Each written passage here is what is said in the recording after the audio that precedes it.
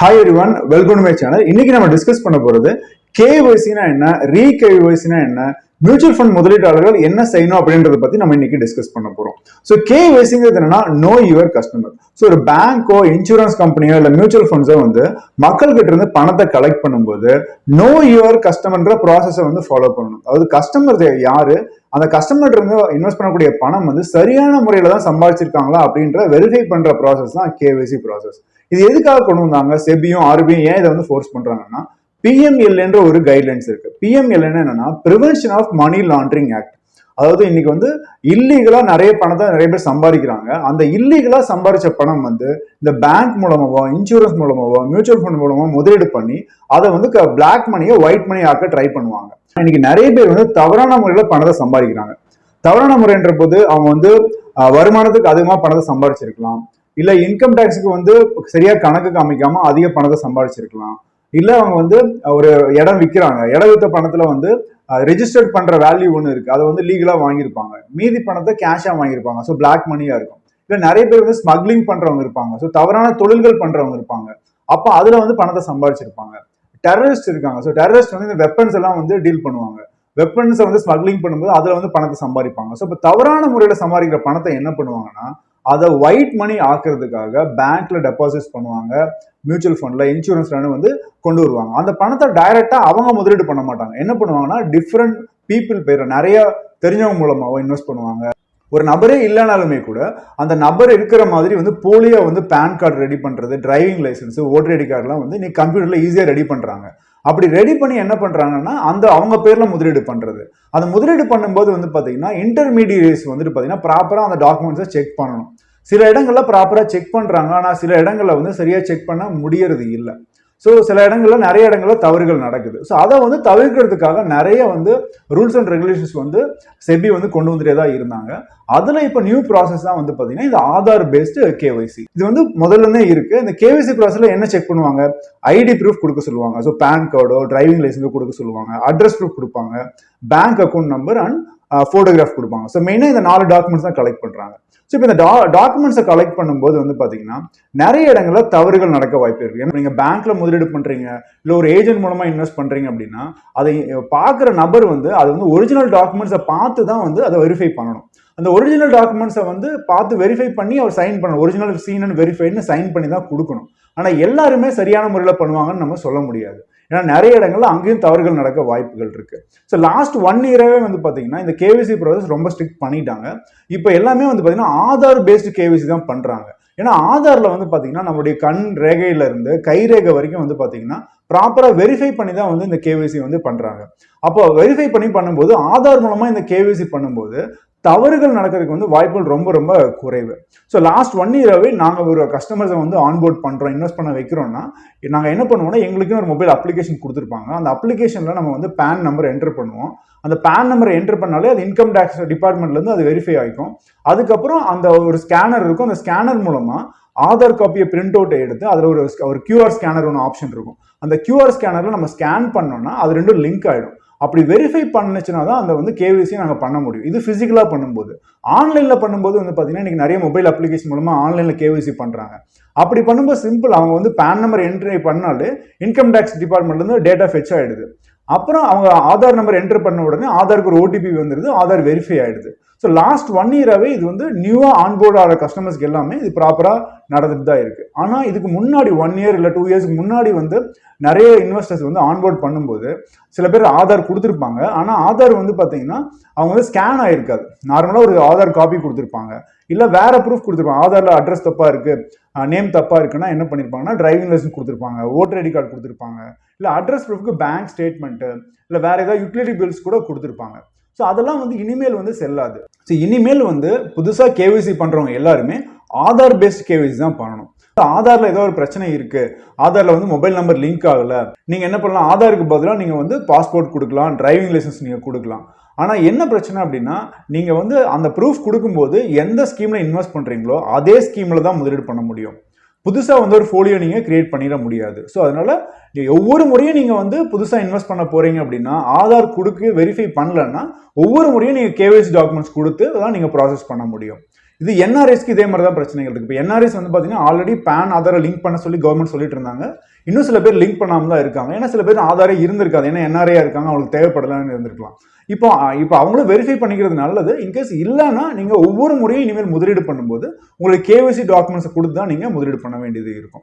இப்போ நீங்க mutual fund முதலீட்டாளர்கள் என்ன பண்ணணும் அப்படின்னா, உங்களுடைய கேஒய்சி வந்து வேலிடேட்டடா இருக்கா, ரெஜிஸ்டர்டா இருக்கா நீங்க ஃபர்ஸ்ட் செக் பண்ணிக்கணும். ஸோ வேலிடேட்டா இருக்கான்னு எப்படி செக் பண்ணுவீங்க அப்படின்னா, சில வெப்சைட்ஸ் இருக்கு. அந்த வெப்சைட்ஸோட லிங்க் வந்து நான் டிஸ்கிரிப்ஷன்ல கொடுத்துருக்கேன். கேம்சர், கார்வி, சிவிஎல், என்டிஎம்எல், கேஆர்ஐ இந்த வெப்சைட்ஸ் இருக்கு. அதுல போய் உங்களுடைய கேஒய்சி எப்படி இருக்குன்னு நீங்க செக் பண்ணிக்கலாம். கேஒய்சி வேலிடேட்டட் அப்படின்னு போட்டிருந்து அப்படின்னா உங்களுக்கு எந்த பிரச்சனையும் இல்லை. நீங்க உங்களுடைய எக்ஸிஸ்டிங் இன்வெஸ்ட்மெண்ட் நீங்க தொடரலாம், புதுசா இன்வெஸ்ட்மெண்ட்டும் நீங்க தொடரலாம், எந்த பிரச்சனையுமே கிடையாது. இன்கேஸ் அது கேஒய்சி வேலிடேட்டட் இல்லை அப்படின்னா, கேஒய்சி ரெஜிஸ்டர்ட் அப்படின்னு போட்டிருந்தது அப்படின்னா என்ன பண்ணலாம்னா, உங்களுடைய எக்ஸிஸ்டிங் இன்வெஸ்ட்மெண்ட்டுக்கு எந்த பிரச்சனையும் இல்லை. ஆல்ரெடி எஸ்ஐபி போட்டிருப்பீங்க, ஆல்ரெடி சில லம்சம் இன்வெஸ்ட்மெண்ட்ஸ் பண்ணியிருப்பீங்க, அதுல கண்டினியூ பண்றதுல எந்த பிரச்சனையுமே இல்லை. ஸோ கவலைப்பட வேண்டியது. ஆனால் நீங்க என்ன பண்ண முடியாது, கேஒய்சி ரிஜிஸ்டர்ட்னு இருந்த இன்வெஸ்டர்ஸ் என்ன பண்ண முடியாதுன்னா, புது இன்வெஸ்ட்மெண்ட் நீங்க பண்ண முடியாது. புதுசா ஒரு மியூச்சுவல் ஃபண்ட் கம்பெனியில புதுசா ஒரு ஃபோலியோ நீங்க கிரியேட் பண்ண முடியாது. ஆல்ரெடி ஒரு ஃபோலியோ இருக்கு ஒரு கம்பெனில அப்படின்னா, ஒரு ஐசிசி உங்களுக்கு ஒரு ஆல்ரெடி ஒரு ஃபோலியோ இருக்குன்னா அதே ஃபோலியோல தான் நீங்க இன்வெஸ்ட் பண்ண முடியும். புதுசா ஒரு ஃபோலியோ நீங்க கிரியேட் பண்ண முடியாது. ஸோ புதுசா நீங்க ஃபோலியோ கிரியேட் பண்ணணும், இல்ல புதுசா ஒரு கம்பெனியில நீங்க முதலீடு பண்ணணும்னா நீங்க இந்த ஆதார் பேஸ்டு கேஒய்சி கொடுக்கணும். இல்ல இந்த மாதிரி ஓவிடி டாக்குமெண்ட், அஃபிஷியலி வேலிடேட்டட் டாக்குமெண்ட்ஸ்னு இருக்கு. அது என்னன்னு பாத்தீங்கன்னா டிரைவிங் லைசன்ஸ், பாஸ்போர்ட், இதெல்லாம் தான் அஃபிஷியலி வேலிடேட்டட் டாக்குமெண்ட்ஸ். இந்த டாக்குமெண்ட்ஸை கொடுத்து ஒவ்வொரு முறையும் நீங்க புதுசா ஒரு ஃபோலியோ கிரியேட் பண்ணும்போது இந்த டாக்குமெண்ட்ஸ் நீங்க கொடுக்கணும். ஸோ கேஒய்சி ரெஜிஸ்டர்ட்னு இருந்துச்சு அப்படின்னா புதுசா ஃபோலியோ கிரியேட் பண்ண முடியாது. புதுசா ஃபோலியோ கிரியேட் பண்ணணும்னா ஆதார் பேஸ்டு கேஒய்சி நீங்க பண்ணணும். இல்ல ஆதார்ல ஏதாவது பிரச்சனை இருக்கு அப்படின்னா ஒவ்வொரு முறையும் நீங்க வந்து இந்த ஓவிடி டாக்குமெண்ட்ஸ் வந்து ஃப்ரெஷ்ஷா கொடுத்து தான் புது ஃபோலியோ நீங்க கிரியேட் பண்ண முடியும். மூணாவது சினாரியோ வந்து பாத்தீங்கன்னா கேஒய்சி ரெஜிஸ்டர்ட்னு இல்லை, கேஒய்சி ஹோல்டுன்னு இருக்கு. ஸோ கேஒய்சி ஹோல்டு இருக்கிறதுக்கான வாய்ப்புகள் என்ன அப்படின்னு பார்த்தீங்கன்னா, ஒரு ரீசன் வந்து உங்களுடைய பேன் ஆதார் லிங்க் ஆகாம இருந்துச்சு அப்படின்னா உங்க கேஒய்சி வந்து ஹோல்டில் இருக்கும். அப்போ என்ன பண்ணணும்னா பேனையும் ஆதாரையும் நீங்க லிங்க் பண்ணணும், அதுதான் சொல்யூஷன். இன்கேஸ் உங்களுக்கு லிங்க் பண்ண முடியல அப்படின்னா நீங்க இன்வெஸ்ட்மெண்ட்டே பண்ண முடியாது, விட்ரா கூட நீங்க பண்ண முடியாது இன்வெஸ்ட்மெண்ட்டை. ஸோ கண்டிப்பா நீங்க லிங்க் பண்ணி தான். லிங்க் பண்ணணும்னா என்ன பண்ணணும், 1000 rupees வந்து ஃபைன் பே பண்ணணும். நெக்ஸ்ட் வந்து பாத்தீங்கன்னா அந்த பேனையும் ஆதாரையும் இன்கம் டேக்ஸ் டிபார்ட்மெண்ட் வெப்சைட்ல போய் நீங்க லிங்க் பண்ணணும். இன்கேஸ் லிங்க் பண்ணும்போது சம்டைம்ஸ் வந்து பாத்தீங்கன்னா சில சேலஞ்சஸ் வரும். 1000 ரூபாய் நீங்க கட்டிடுவீங்க, ஆனா லிங்க் பண்ணும்போது ஆதார்ல பேர் வேற மாதிரி இருக்கு, உங்களுடைய பேன்ல வேற மாதிரி இருக்குன்னா ஆதார் வந்து லிங்க் ஆகாது. அப்ப என்ன பண்ணணும், நீங்க ஒன்னு ஆதார்லயோ இல்ல பேன்லயோ வந்து பாத்தீங்கன்னா உங்களுடைய நேமை வந்து நீங்க போய் கரெக்ட் பண்ணணும். ஸோ பேன்ல கரெக்ட் பண்றது கொஞ்சம் ஈஸி.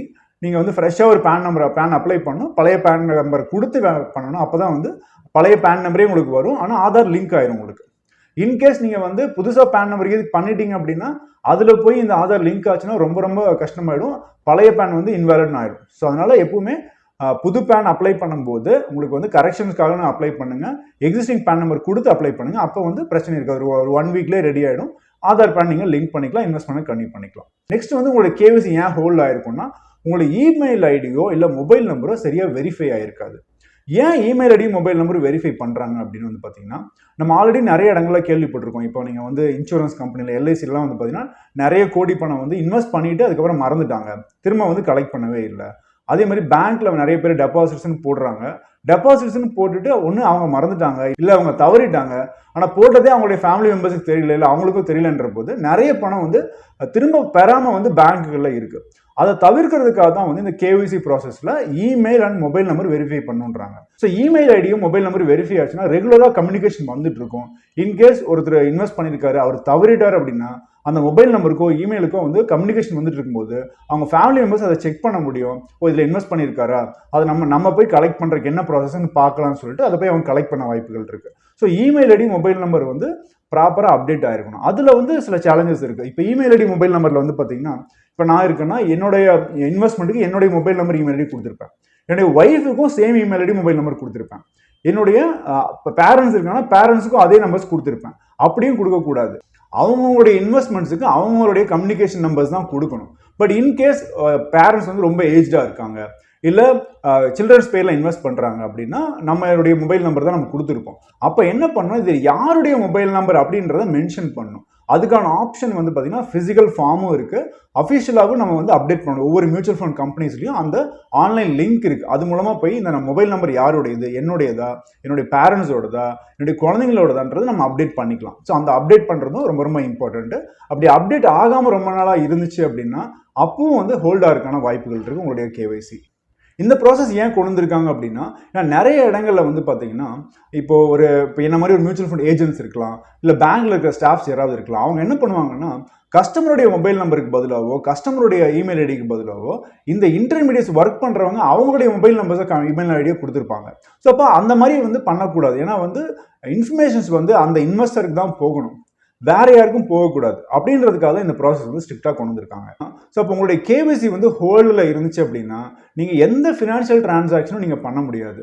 நீங்கள் வந்து இன்வெஸ்ட்டும் பண்ண முடியாது. எக்ஸிஸ்டிங் எஸ்ஐபி ரெஜிஸ்டர் ஆயிருந்தாலுமே கூட அந்த எஸ்ஐபி எல்லாம் இப்போ ஸ்டாப் ஆயிருக்கும். நீங்கள் அது திரும்ப பணம் எடுக்கணும்னா கூட இப்போ எடுக்க முடியாது. இந்த கேவைசி எல்லாம் நீங்கள் ப்ராப்பராக நீங்கள் வெரிஃபை பண்ணிட்டு தான் வந்து எடுக்கணும். அதே மாதிரி வந்து பார்த்தீங்கன்னா நாமினேஷன் வந்து ரொம்ப ரொம்ப இம்பார்ட்டன்ட்டு. உங்களுடைய ஃபோலியோஸ்லாம் நாமினி கண்டிப்பாக நீங்கள் கொடுத்துருக்கணும். அந்த நாமினேஷன் கொடுக்கலன்னா உங்களுக்கு வந்து சரி கொடுக்க விருப்பம் இல்லை சில பேருக்கு அப்படின்னா, நாமினேஷன் கொடுக்க விரும்பலன்னு ஒரு டிக்ளரேஷன் இருக்குது, அந்த டிக்ளரேஷன் நீங்கள் கொடுத்துருக்கணும். ஸோ இந்த மாதிரி விஷயங்கள்லாம் நீங்கள் ப்ராப்பராக ஃபாலோ பண்ணலன்னா உங்களுடைய கேவைசி வந்து ஹோல்டாக இருக்கான வாய்ப்புகள் இருக்குது. ஸோ முடிஞ்ச வரைக்கும் நம்ம வந்து உங்களுடைய கேவைசி வந்து வேலிடேட்டாக இல்லை அப்படின்னா, ரெஜிஸ்டர்டுன்னு தான் இருக்குது, இல்லை ஹோல்டு இருக்குன்னா ஃபர்ஸ்ட் அதை கரெக்ட் பண்ணுங்க. ஆதார் மூலமாக நீங்கள் வந்து ஒரே தடவை நீங்கள் வந்து கேவைசி வந்து இப்போ பண்ணிட்டீங்கன்னா ஃபியூச்சரில் எந்த பிரச்சனையும் வராது. திரும்ப கேவைசி பண்ண வேண்டிய அவசியம் வந்து இருக்காது. ஸோ நம்ம இப்போ பண்ண வேண்டியது என்ன அப்படின்னா, நம்மளுடைய கேவைசி ஸ்டேட்டஸ் என்னன்னு ஃபர்ஸ்ட் நம்ம செக் பண்ணிட்டு அந்த கேவைசி எல்லாத்தையுமே ஆதார் பேஸ்டு கேவைசியாக பண்ணிட்டா ஃபியூச்சரில் எந்த ப்ராப்ளமும் இருக்காது. எந்த இன்வெஸ்ட்மெண்ட் நம்ம பண்ணிக்கலாம், எந்த ஃபினான்ஷியல் டிரான்சாக்ஷனும் நமக்கு வந்து அஃபெக்ட் ஆகாது. இதுவே என்ஆர்ஐ கஸ்டமர்ஸுக்கு வந்து பார்த்தீங்கன்னா நிறைய பேருக்கு வந்து ஆதார் நம்பரே இருக்காது, ஆதார் கார்டே இருக்காது, இல்லை ஆதார் வந்து அவங்க லிங்க் பண்ணுன்ற அவசியம் கிடையாது, கம்பல்ஷன் கிடையாது. அப்போ என்ன பண்ணணும் அவங்கன்னு வந்து பார்த்தீங்கன்னா, நீங்கள் எக்ஸிஸ்டிங் இன்வெஸ்ட்மெண்ட் எந்த பிரச்சனையும் இல்லை, கேவைசி ரெஜிஸ்டர்னு எந்த பிரச்சனையும் இல்லை. ஆனால் ஃபியூச்சரில் நீங்கள் எந்த டிரான்சாக்ஷன் பண்ணுறதா இருந்தாலும், எந்த புதுசாக ஒரு மியூச்சுவல் ஃபண்ட் கம்பெனி இன்வெஸ்ட் பண்ணுறதா இருந்தாலும் உங்களுடைய கேவைசி ப்ராசஸ் நீங்கள் புதுசாக சப்மிட் பண்ணி ஆகணும். ஸோ எக்ஸிஸ்டிங் இன்வெஸ்டர்ஸை பொறுத்த வரைக்கும் என்ஆர்ஐ இன்வெஸ்டர்ஸ் வந்துட்டு நீங்கள் புதுசாக இன்வெஸ்ட் பண்ணும்போது ஒவ்வொரு முறையும் உங்களுடைய பாஸ்போர்ட் காப்பி கொடுக்கணும், பேன் நம்பர் கொடுக்கணும், இந்தியா அட்ரஸ் ப்ரூஃப் கொடுக்கணும், அப்ராட் அட்ரஸ் ப்ரூஃப் கொடுக்கணும், ஃபோட்டோ கொடுக்கணும். இந்த மாதிரி கேவைசி ப்ராசஸ் ஒவ்வொரு முறையும் நீங்கள் வந்து ஃப்ரெஷ்ஷாக பண்ணி தான் புதிய முதலீடுகள் பண்ணணும். இதுவே ஆதார் பேஸ்டு கேவைசி ஒரு முறை நீங்கள் பண்ணிட்டீங்கன்னா ஃபியூச்சரில் கேவைசி வந்து திரும்ப பண்ண வேண்டியதில்லை. எந்த கம்பெனியில் வேணாலும் நீங்கள் ஃப்ரெஷ்ஷாக இன்வெஸ்ட் பண்ணிக்கலாம். என்ஆர்ஐஸ்க்கு என்ன சேலஞ்சஸ் இருக்கும் அப்படின்னு வந்து பார்த்தீங்கன்னா, அட்ரஸ் ப்ரூஃப் வந்து நீங்கள் சப்மிட் பண்ணணும். இந்தியாவில் இருக்கிற அட்ரஸ் ப்ரூஃப் கண்டிப்பாக இருக்கும், பட் அப்ராட் அட்ரஸ் ப்ரூஃப் உங்ககிட்ட இருக்காது. அப்போ எல்லாத்துக்கிட்டையுமே இருக்காது. எல்லாத்தையும் இல்லைன்ற போது என்ன பண்ணணும் அப்படின்னா, அங்கே வந்து ஒரு டிரைவிங் லைசன்ஸ் கொடுத்துருக்காங்க, இல்லை வேற ஏதாவது ஐடி கார்டு கொடுத்துருக்காங்கன்னா அது வந்து அங்கே இருக்கிற இந்தியன் எம்பசியில் நீங்கள் வந்து அட்டஸ்டேஷன் வாங்கணும், ஒரு லெட்டரும் நீங்கள் வாங்கிட்டு வரணும். அப்போ தான் வந்து கேவைசியே வந்து வேலிடேட்டாக இருக்கும். அது இல்லைன்னா கண்டிப்பாக அக்செப்ட் பண்ண மாட்டாங்க. இன்கேஸ் உங்களுக்கு டிரைவிங் லைசன்ஸ் எதுவும் இல்லைன்னா அங்கே இருக்கிற யூட்டிலிட்டி பில்ஸ் நீங்கள் கொடுக்கலாம். நீங்கள் வந்து அங்கே எலக்ட்ரிசிட்டி பில்லோ, வாட்டர் பில்லோ, இல்லை டெலிஃபோன் பில் கூட நீங்கள் கொடுக்கலாம், கிரெடிட் கார்டு பில் கூட நீங்கள் கொடுக்கலாம். ஆனால் அந்த டாக்குமெண்ட்ஸையும் இந்தியன் எம்பசி வந்து பார்த்து வெரிஃபை பண்ணிட்டு ஒரு லெட்டர் கொடுக்கணும். அப்போ தான் வந்து நம்ம அப்ராட் அட்ரஸ் ப்ரூஃப் அதை கன்சிடர் பண்ணுவாங்க. அப்போ தான் கேவைசியும் நம்ம பண்ண முடியும். ஸோ இந்த சேலஞ்சஸ் எல்லாம் இருக்குது. ஸோ அதனால் ஆதார் பேஸ்டு கேவைசி பண்ணிட்டீங்கன்னா என்ஆர்ஐஸ்க்கும் வந்து இது ரொம்ப ரொம்ப ஸ்மூத்தான ப்ராசஸாக இருக்கும் ஃபியூச்சரில். ஸோ இந்த வீடியோ உங்களுக்கு யூஸ்ஃபுல்லாக இருந்திருக்கும்னு நினைக்கிறேன். ஸோ சீக்கிரமே கேவைசி பண்ணாதவங்க கேவைசி உடனே பண்ணுங்கள். உங்கள் ஃப்ரெண்ட்ஸுக்கு இந்த வீடியோ ஷேர் பண்ணுங்கள். ஸோ அவங்களுக்கு வந்து பெட்டர் கிளாரிட்டி கிடைக்கும். கேவைசினா என்ன, ஏன் கேவைசி பண்ணணும், எதனால் இதெல்லாம் பண்ணுற சொல்கிறாங்கன்றது ஒரு கிளாரிட்டி அவங்களுக்கு கிடைக்கும். தேங்க்யூ.